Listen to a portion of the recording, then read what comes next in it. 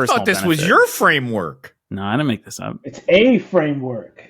It's a framework. Speaking of P's, I made up a quote by Picasso that the best artists steal. See what I did there?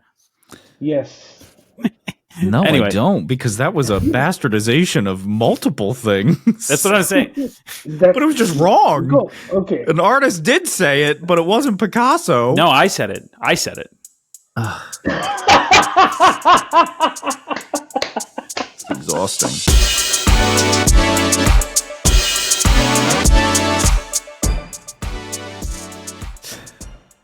What's up, lifers, and welcome to the Daily Stand-Up with Lifetime Value, where we're giving you fresh new customer success ideas every single day. I got my man Rob here. Rob, do you want to say hi?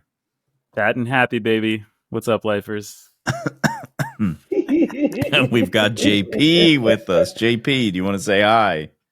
Sitting fat over in the left corner, baby. I don't even know. Sitting fat. Can't wait when my wife asks me how I'm doing. Sitting fat. And I am your host. My name is Dylan Young. Boys, it's just us. It's just us. Quit your giggling. Let's get to work. I have a question from my beloved and unbiased news outlet, Reddit.com. Oh, Lord. You guys ready? Come on. I want it from two perspectives. I think I'm going to get it from two sides here. One is Rob as a leader and as a leader in multiple organizations, but JP, perhaps more importantly, from somebody who has likely behaved in this manner, and how did your leader convince you not to? Oh. I'd love to hear how you all encourage your CSMs to actually engage in meetings instead of it being the manager / director just blabbing on. I will run a meeting and then ask any questions or do you understand? And most of the time they don't come off mute and there are just some head nods. I will try to select the CSM individually and ask a direct question, but without preparation, the conversation is typically fairly limited. This comes from a difficult sitch on Reddit. So can you just frame this really quickly? This is They're saying, how do they get CSMs to engage in, this is like internal meetings? Yeah, I think it's like a team meeting. I don't know if I have context beyond that, but let's just create some. Put some words in this dude's mouth or woman. Lord have mercy. Apologies. Okay. Cool. Who wants to start? I got a framework. Oh my God. I need a sound. That's some Halloween right there. I need a sound for frameworks. Let me see. If I can play Get the door opening from AIM. When people Pee Wee Herman. AIM. Let me see. The word of the day. That's what Pee Wee Herman said, right? Gonna talk like that more often. Magic word? He said the magic word. What was the Pee Wee Herman thing? I can't remember.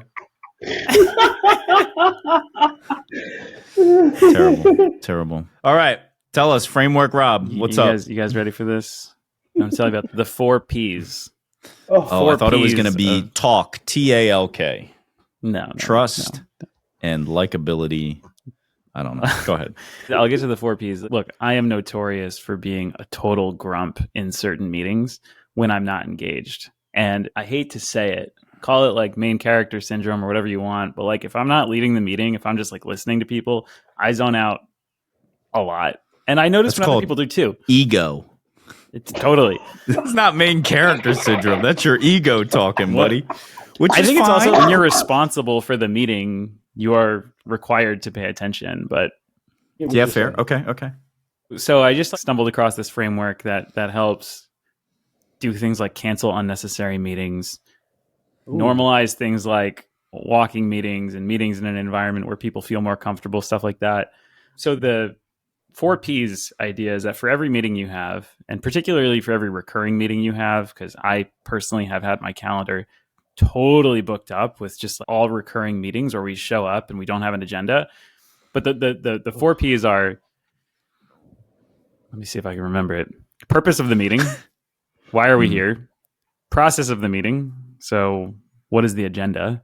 How do we get there? In other words, people, in the meeting. And that's where you try really hard to eliminate anybody who doesn't have to be there. The same goes for like channels in whatever preferred chat environment you use, no specified name, but be very judicious about who you have in each channel.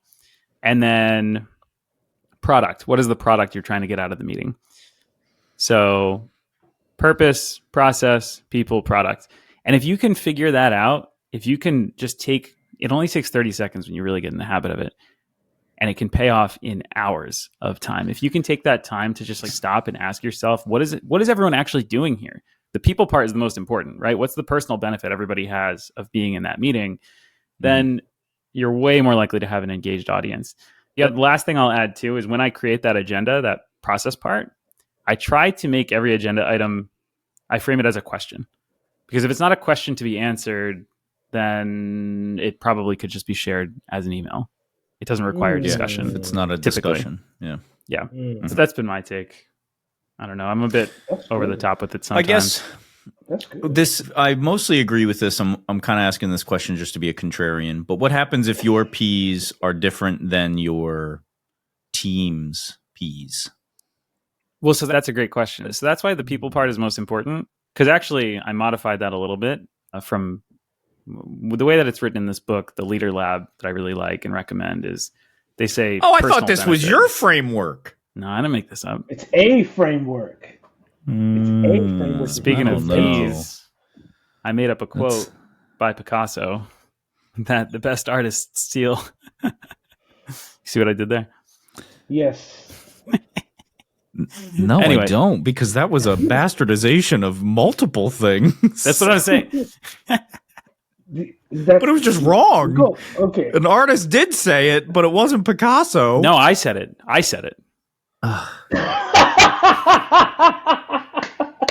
It's exhausting. Anyway, look, my point is to say, have candid conversations about why people are there and normalize in your cultures, like people leaving meetings saying, look, I'm not going to show up to this. This is not a good use. There's not enough detail here.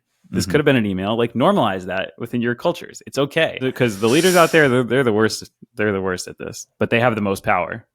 The fifth JP. Right. They can set the meetings. What does a meeting you're excited to go to look like?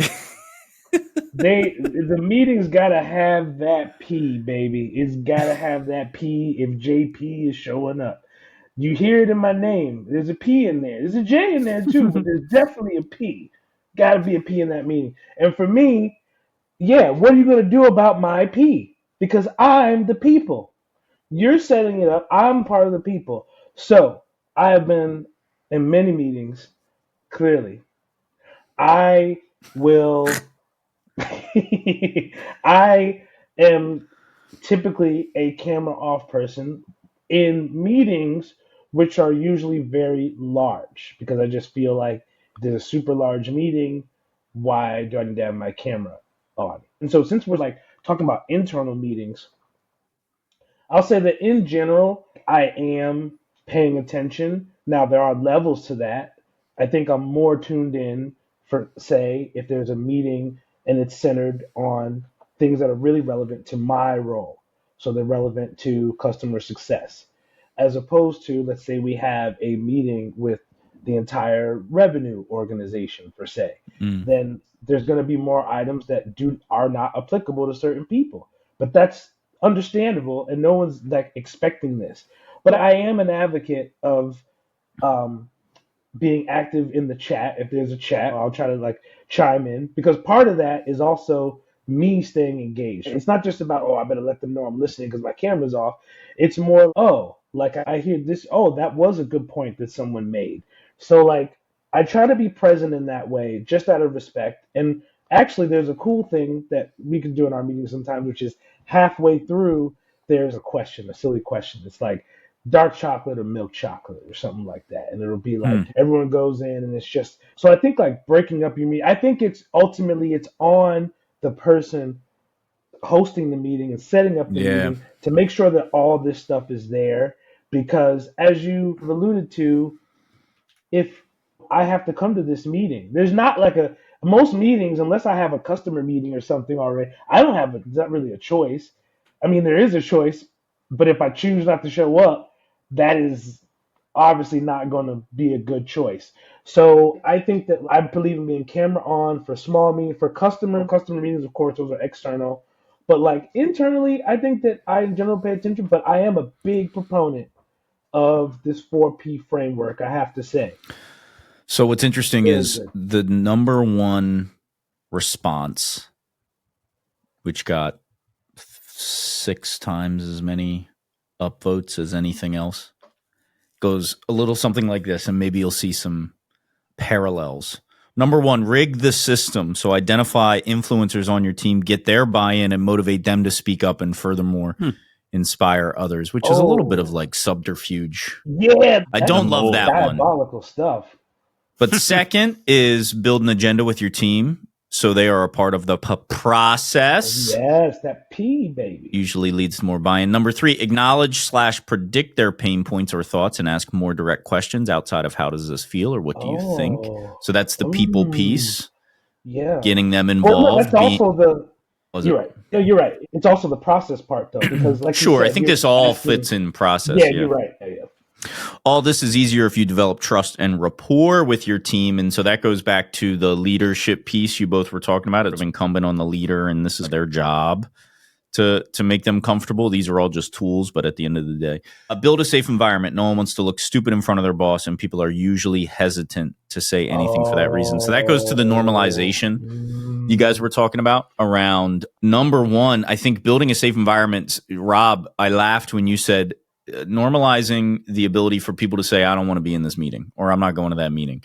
Bro, I ended up in a TikTok just like spiral last night of watching people record themselves while they had toxic conversations with their like bosses or their HR people, which, by the way, guys, that is almost certainly illegal in some of the states of the listeners that listen. So we are not recommending you do that. But I think that's so few and far between to find companies that are open to the level of debate that you encourage, Rob, or pushback that you encourage. And certainly it's a push and a pull. There's like you're building this relationship where there's open communication, and you can be wrong sometimes, but you can also tell your boss that you're wrong, and it doesn't put a demerit on your report card, so to speak. And I don't think most folks are living in that world, or at least I know from my experience that wasn't the case. Yeah, it's unfortunate. And there is Hey, get off TikTok, y'all. Get off TikTok. I'll bury the lead for another framework I have for managing up situations like that. So by bury the lead, you're just going to say you have one, and then fired. we're going to say... For another episode. We're coming up on time, guys. Here we are. That's our time, folks. We got Pee Wee Herman, Picasso. Oh. JP. I'm so glad that JP explained what the P was that he was referring to, because it was going on for a while. Anyways, I boys. break down P like the best of them, baby. We'll see you next time. Bye.